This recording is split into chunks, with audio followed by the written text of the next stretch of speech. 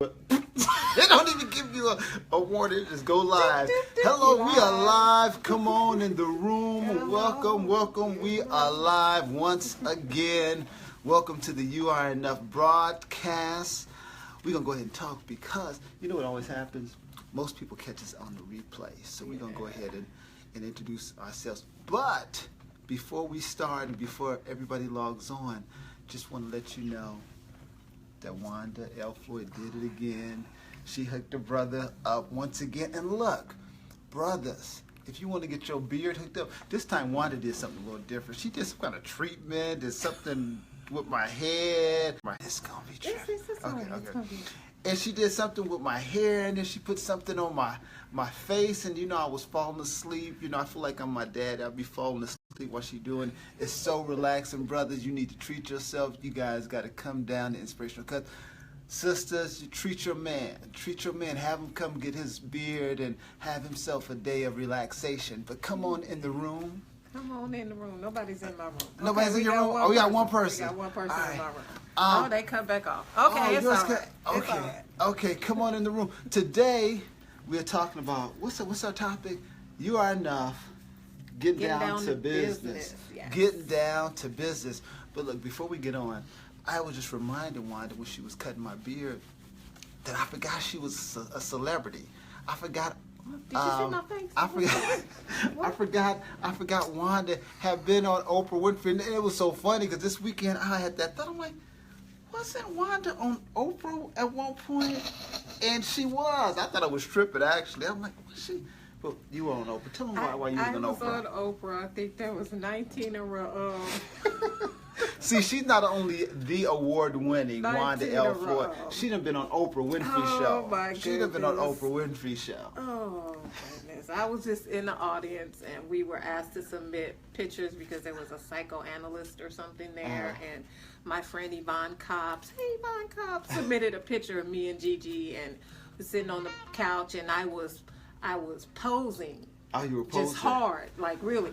Posing hard for the picture, and my baby was looking at me like this, and she was about one, and she was sitting there looking like I thought it was about us. Well, look, yeah. This is how it stuck in my mind because I remember sitting back watching TV, like, oh, let me turn on Oprah, and I looked, and I said, is that Wanda from Havens Court? I said, Wanda's on the Oprah Winfrey show. Oh, so yeah, so Wanda, y'all, is famous. Oh. Wanda is well, you're famous. Not on the Have and Laugh. Wanda's famous, y'all. Come on. Harold has been in Black Enterprise. He's been on Have and the Have-Nots on famous. The TV. I ain't never been on Oprah. She don't remember me. When she remembers me. She remembers me, and she calls us for the show. Exactly. She's going to call us for the show. I waste my coffee. Uh-oh. Oh, but before we get started, my name is Harold Leffall. We just assume that you know who we are. I am Harold Leffall, and this is the award-winning Wanda L. Floyd. That's right. Oh my goodness. Come on in the room. And look, and we are continuing our conversation about business, about taking your business to the next level. And one of the things that I always say is that, you know, our dreams are enough to get us motivated. Mm-hmm. But it's our planning that propels us towards success. Yes. And that's what we've been talking about. How do we propel ourselves towards success so that we're not just talking about it, so that next year we won't be in the same place. And so our goal really is to give you tools that you can actually use to move forward with your dream of starting your own business, because most people have that dream. Right. And the thing that stops so many people is they don't have a roadmap. Exactly. Of how I'm going to execute it. Got the talent, got the skills, got the inspiration, but don't have that roadmap. Right. And so part of our goal, our mission, is to give you some tools that you can actually use to go forward. Yes. And to move forward. There's no need for us to continue to do workshops and tell you that you are enough, and, you know, pound that into your mindset. It's fine once you know that I am enough, but then what do I do after that? What am I going to do? Yeah, and so often we're left with, okay, I have the bread, I have the meat, but how do I actually make the sandwich? How do I make the sandwich? How do I make the sandwich? I like that. How do I make the sandwich? How do I make the Look, sandwich? we chefs today. Yeah. Our goal is to help you make that sandwich. Yes. Make that sandwich. Yes. And so one of the key components of a business plan is something some of you may have heard of before. It's the SWOT analysis. Yes. Anybody ever heard of a SWOT analysis? How many have heard of a SWOT analysis? Say me. Put a Say hand me. up or We say raising me. our hand. Yeah. Say I've heard of me. a SWOT SWOT analysis. And so the SWOT analysis really looks at a business's strengths, weaknesses, opportunities, and threats. And why is that important? It's important because it's so critical that you understand where your business is. What are some of the strengths of your business so that you can know how to position, but more importantly, what are some of the weaknesses that are in your business? Right. So you can mitigate those. Right. Most of the time, your strength and your weaknesses are internal. So they're within your company, within your business. And the opportunities and the threats are external. External. Right. And so I know that when I wanted to go into business, when I was first thinking about going into business, I had the name and I had the desire to have a salon and all of that. Didn't know anything about that. I didn't learn about any of that until I got ready to do my business plan. And that's where, we learn the steps of what it takes to be successful. And that's where it gets real. Yeah. That's where it gets real. Because you're moving just from it being this ideal to taking some practical steps to move toward it. How much more successful could we be if I knew my strengths, if I knew my weaknesses, if I knew what my opportunities were because I checked out my competition, and I knew what my threats were because I've checked out my competition.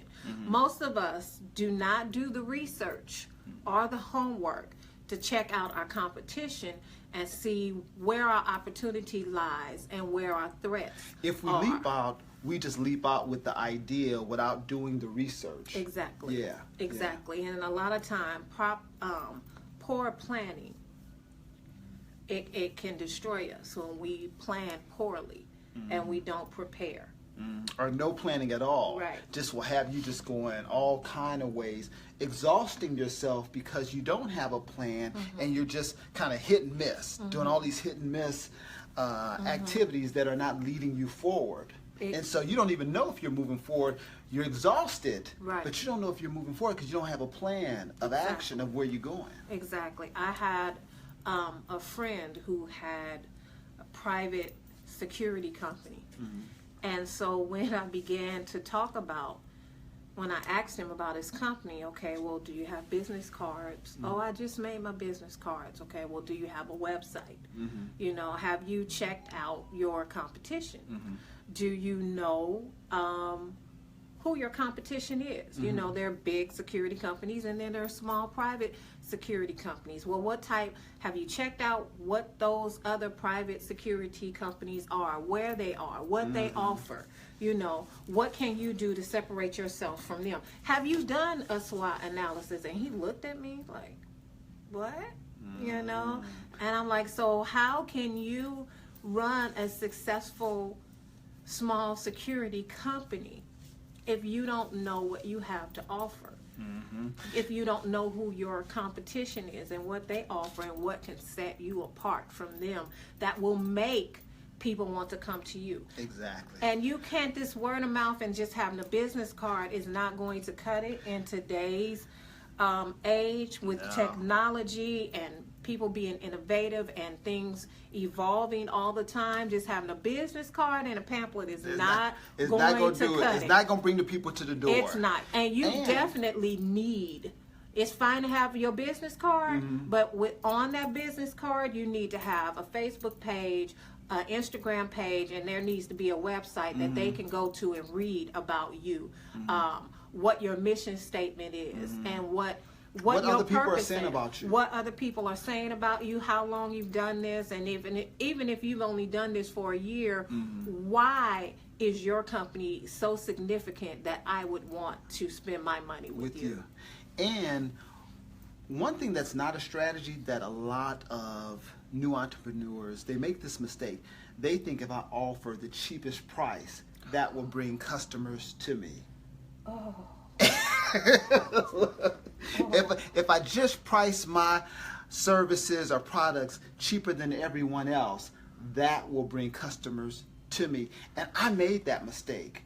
And why did I make that mistake? Because I didn't understand who I was in that market, and I didn't understand what was important to that market. So I set my prices really low, where I wasn't making any money, but I was getting a few customers, a few very demanding customers, because people who pay cheap prices, they still are, and oftentimes are more demanding than folks that pay a fair wage or a fair price. And so for me, that's not a strategy, but many new entrepreneurs make that mistake of, okay, I'll just price my prices lower than the competition. And that's going to drive people to me. But you can't do that. Again, I cannot stress to you the research that needs to be done if you're going into business. Again, you need to research the price points of the going rate in your area, your industry, and not even just your industry, but your area. You know, the demographics of who you want to reach and who you're going to reach.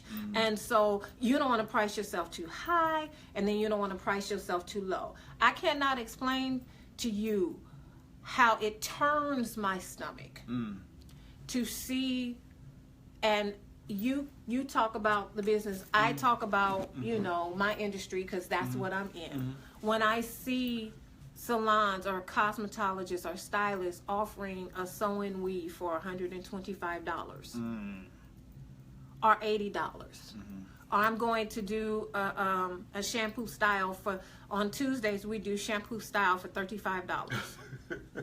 No, I'm not doing a shampoo style for $35 when my